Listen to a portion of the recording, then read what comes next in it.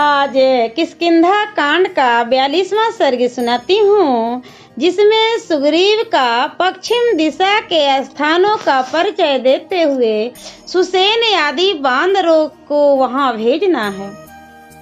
दक्षिण की ओर बांदरों को भेजने के पश्चात राजा सुग्रीव ने तारा के पिता और अपने ससुर सुसेन नामक बानर के पास जाकर उन्हें हाथ जोड़कर प्रणाम किया और कुछ कहना आरंभ किया। सुसेन मेघ के समान काले और भयंकर पराक्रमी थे।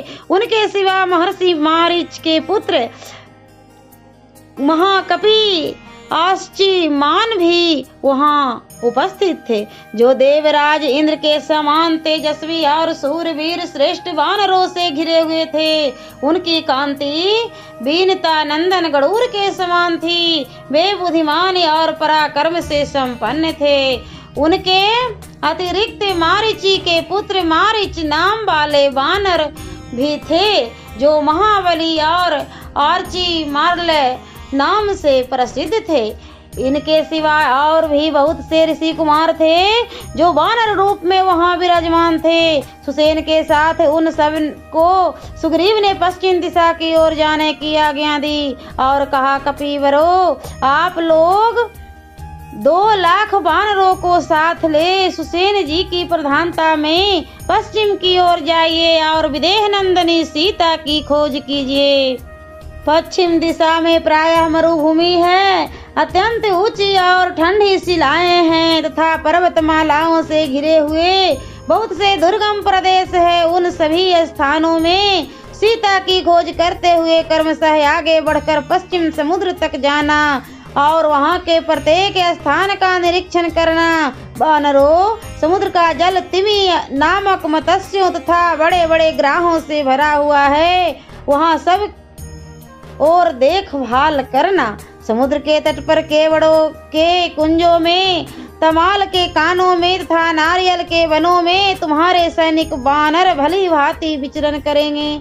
वहां तुम लोग सीता की खोज करना और रावण के निवास स्थान का पता लगाना। वहां से आगे समुद्र के बीच में परियात्र पर्वत का सुवर्ण में शिखर दिखाई देगा, जो 100 योजन विस्तृत है। वानरों, उसका दर्शन दूसरे के लिए अत्यंत कठिन है। वहां जाकर तुम्हें सीता की खोज करनी चाहिए।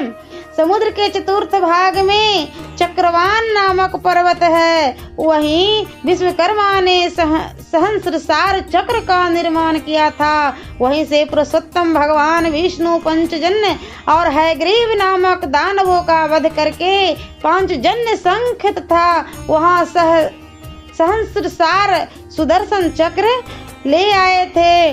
वहीं प्राग ज्योतिष नामक सुवर्णमय नगर है, जिसमें दुष्टात्मा नरक नामक दानव निवास करता है। उस पर्वत के रमणीय शिखरों पर तथा वहां की विशाल गुफाओं में सीता सहित रावण की तलाश करनी चाहिए। रात्रि के अंत में उदित हुए भगवान सूर्य जीव जगत के इन सभी स्थानों को अंधकार रहित प्रकाश एवं प्रकाश पूर्ण करके अंत में अस्ताचल को चले जाते हैं।